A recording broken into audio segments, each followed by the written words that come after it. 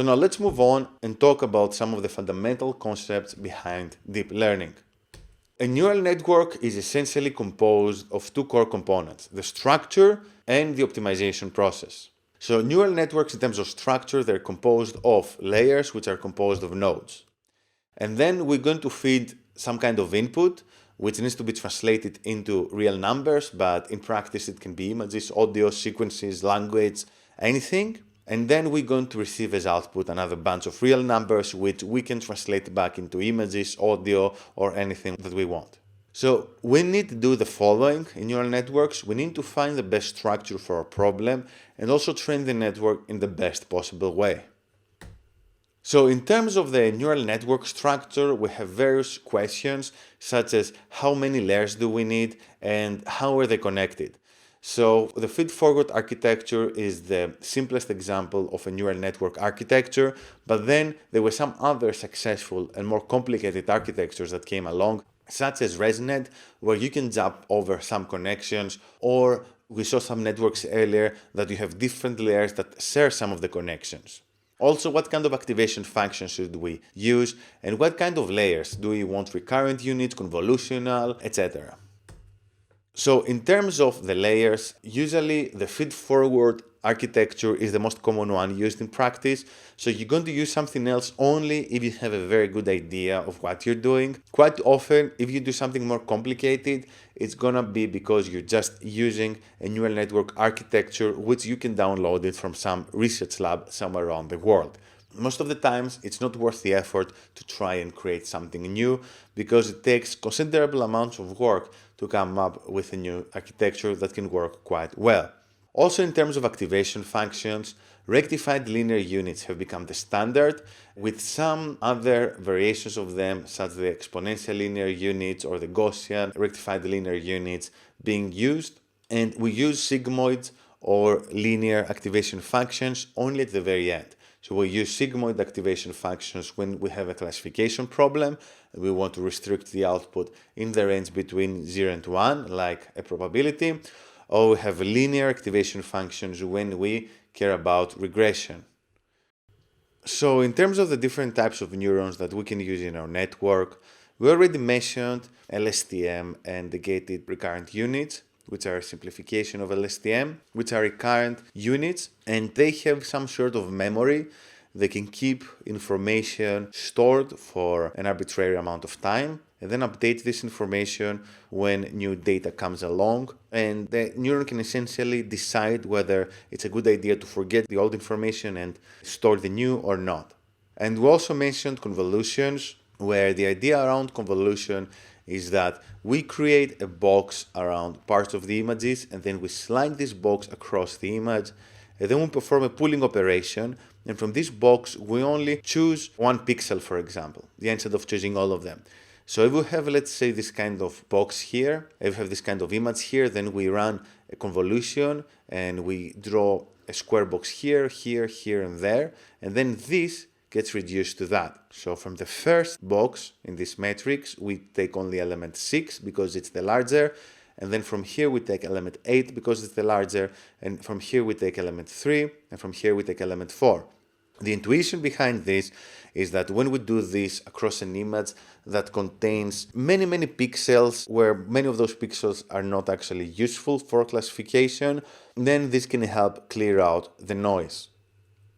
So here's an example of how convolution works in practice. So you have this input image, and then you go with this convolution across an image, and essentially this helps clear out the noise because this kind of convolution is essentially detecting the existence of this kind of simple feature. So you see that we have two features here. We have the green one, which is like a line tilted on the right, and the red one, which is a line tilted the opposite way. And then once this passes through an image, then we get two feature maps, one for each of those features. So you can imagine that if you have multiple convolutions, then the neural network will come up with many of those features, which are then combined in more and more complicated features along the way as you add more and more layers.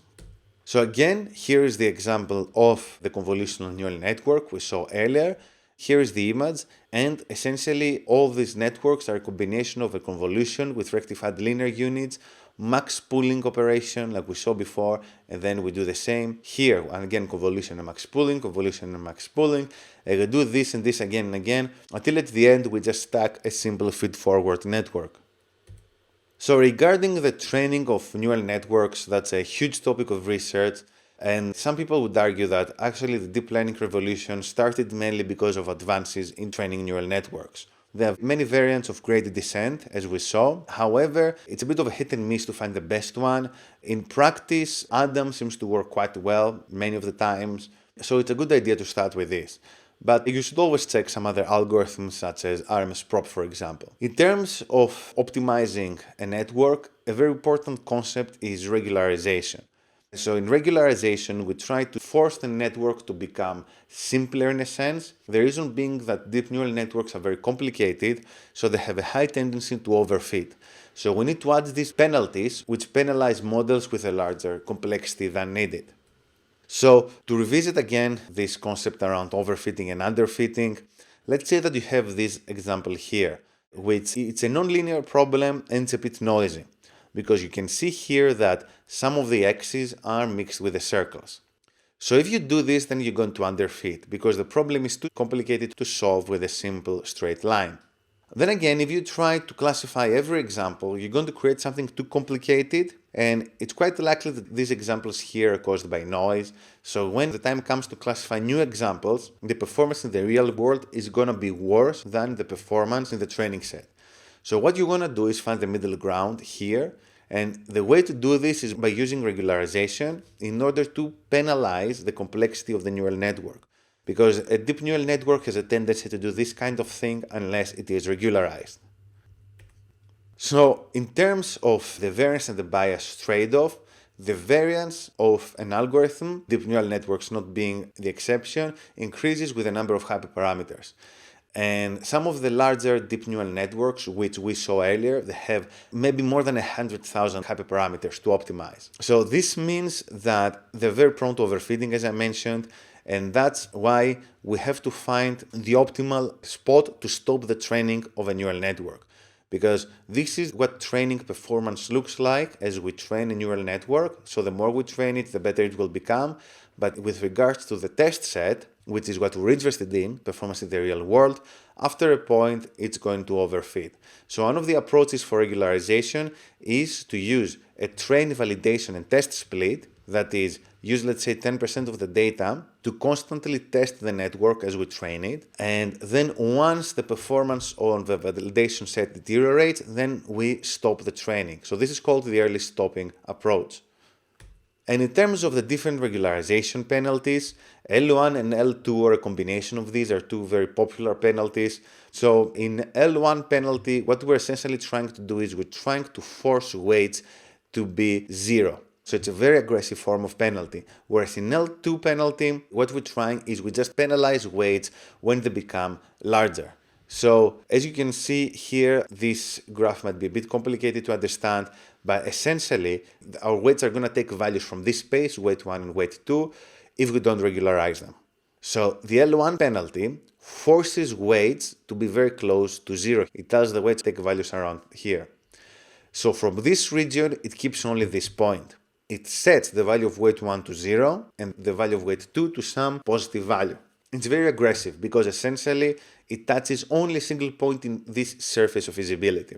The L2 penalty is more lenient. So it's more like a circle that tells us, look, you can pretty much get a weight anywhere around this area. Essentially, it touches across a larger part of the area of visibility here, so both of the weights have positive values. So now the question is how you can find the best parameters for this, and later on when you play with Keras, or if also you use PyTorch or TensorFlow, these are parameters which you can tune.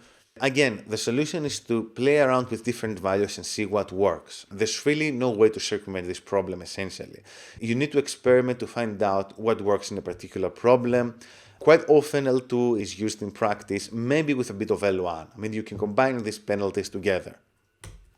And another very efficient way to regularize neural networks is dropout, where in dropout, we randomly, during each iteration, simply erase some of the neurons and we completely ignore them for this iteration. So this has the effect of denoising both the data, but also denoising the hidden layers. So this means that each individual neuron at each iteration has to try and compensate for the fact that some of the neighboring neurons are no longer participating in the computation.